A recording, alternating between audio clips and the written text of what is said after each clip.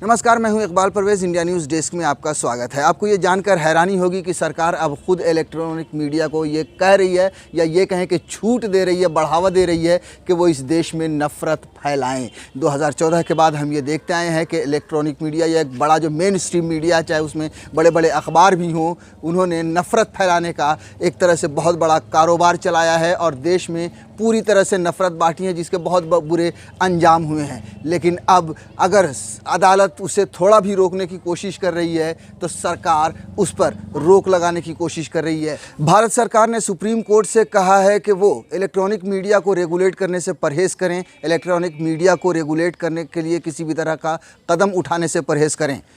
भारत सरकार ने जो हलफनामा दायर किया है उसमें साफ ये कहा है कि जितने भी ये जो इलेक्ट्रॉनिक मीडिया हैं उनके लिए एक कानून संसद में बना हुआ है, जिसके हिसाब से उन्हें सज़ा दी जा सकती है, सज़ा दी जाएगी अगर कुछ ऐसा पाया गया तो। लेकिन सुप्रीम कोर्ट इसको रेगुलेट ना करे।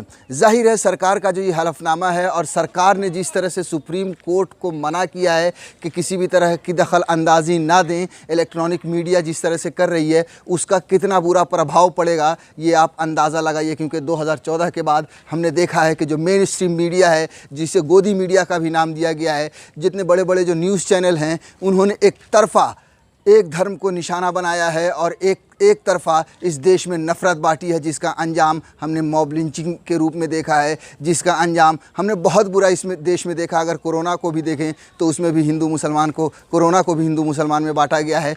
और हर वक्त 2014 के बाद जो गोदी मीडिया है, जो मेन स्ट्रीम मीडिया है, उसने सिर्फ़ और सिर्फ नफ़रत बांटी है। और अगर उसमें सुप्रीम कोर्ट ने थोड़ी सी दखल अंदाज़ी की है तो उस पर सरकार को एतराज़ हुआ और भारत सरकार ने हलफनामा दायर करके ये कहा है सुप्रीम कोर्ट को कि इलेक्ट्रॉनिक मीडिया को रेगुलेट करने से परहेज़ करें। भारत सरकार ने अपने हलफनामे में सुप्रीम कोर्ट को ये भी कहा है कि अगर रेगुलेट करना ही है तो वो जो डिजिटल मीडिया है उन पर रोक लगाए, उन पर कोई किसी तरह का कानून बनाए, उनको किसी तरह से रोकने के सुझाव दे या तरीक़े बताए।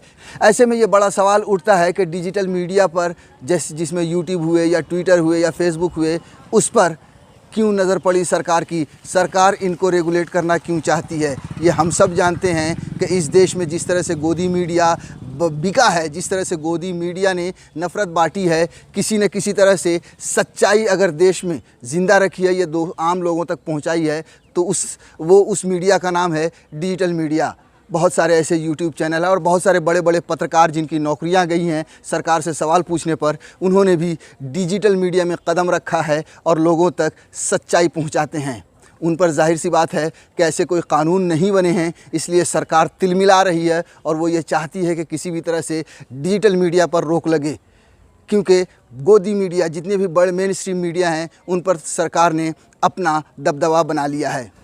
अब आपको थोड़ा फ्लैशबैक में लेकर चलते हैं और बताते हैं कि ये नौबत क्यों आई कि सुप्रीम कोर्ट को सरकार ने हलफनामा दायर किया और कहा है। दरअसल पिछले दिनों एक बहुत ही नफ़रतबाज चैनल है, बहुत ही नफ़रत फैलाने वाला चैनल है सुदर्शन टीवी, जिस पर एक हमेशा 24 घंटे सिर्फ़ और सिर्फ नफ़रत फैलाई जाती है। और उसके जो संपादक कहें या एंकर कहें, सुरेश चवन के, जो चवन्नी के, वाकई उन्हें अगर चवन्नी के छाप पत्रकार कहा जाए तो बुरा नहीं है।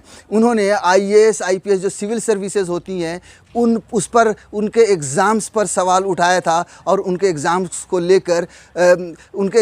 लेकर एक प्रोग्राम बनाया था जिसमें जिहाद का जिक्र किया था। और सुरेश चवन्नी के ये कहना चाह रहे थे अपने प्रोग्राम में कि अगर आपके ज़िला के अधिकारी, बड़े बड़े ऑफिसर अगर मुसलमान होंगे तो क्या होगा। यानी वो ये बताना चाह रहा था कि इस देश को मुसलमानों से ख़तरा है। दरअसल पिछले 1-2 सालों में मुसलमान काफ़ी पढ़ रहे हैं, आगे बढ़ रहे हैं और IAS और IPS के जैसे जो एग्ज़ाम्स हैं, जो कॉम्पिटिशन्स हैं, उसमें अच्छा कर रहे हैं, जिससे सुरेश चवन्नी के जल गया, भुन गया और उसे लगने लगा कि मुसलमान कैसे तरक्की कर रहा है। हाँ, पिछले जो 60-70 सालों में मुसलमान जितना पिछड़ा हुआ है वो आज भी पिछड़ा हुआ क्यों नहीं है, वो क्यों आगे बढ़ रहा है। इसलिए सुरेश चवन्नी के ने एक दांव खेला और इस IAS IPS और सिविल सर्विसेज को भी मुसलमानों के नाम पर जिहाद का नाम दिया। उस वक्त भी अदालत में मामला गया था, हाई कोर्ट ने उस प्रोग्राम को, हाई कोर्ट ने उस प्रोग्राम को आगे बढ़ाते हुए सरकार को बढ़ाया और सरकार से कहा कि आप निर्णय लें कि ऐसा प्रोग्राम चलना चाहिए या नहीं चलना चाहिए। आपको बता दें कि आईबी मिनिस्ट्री ने इस प्रोग्राम को चलाने की इजाज़त दी। आप सोचिए कि इतना नफ़रत फैलाने वाले प्रोग्राम को चलाने के लिए सरकार ने कैसे इजाज़त दी। उसके 4 एपिसोड टेलीकास्ट हुए। उसके बाद सुप्रीम कोर्ट ने इस प्रोग्राम पर रोक लगाया और सुप्रीम कोर्ट ने सीधे सीधे कहा कि आप एक धर्म को निशाना बना रहे हैं, एक धर्म के ख़िलाफ़ ये प्रोग्राम है, इसलिए इस प्रोग्राम पर रोक लगनी चाहिए।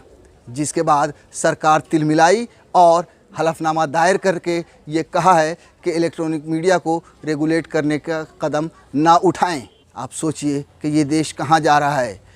अगर सरकार इस तरह से करेगी तो फिर ये नफ़रतबाज क्या करेंगे।